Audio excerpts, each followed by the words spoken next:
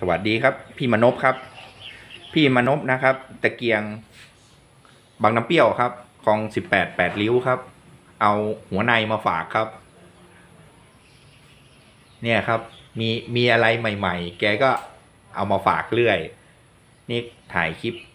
แจ้งแบ่งปันท่านเพื่อนสมาชิกนะครับนี่ท่านนี้เนี่ยช่างท่านนี้เนี่ยทำพาร์ทตะเกียงหลายชิ้นนะครับเท่าที่รู้ก็น่าจะ3-4 ชิ้น5 ชิ้นแล้วครับจะทำเพิ่มอีกเยอะเลยครับนี่ก็ถ่ายคลิปแบ่งปันเพื่อนๆสมาชิกนะครับขอบคุณครับที่ติดตามคลิปจนจบสวัสดีครับ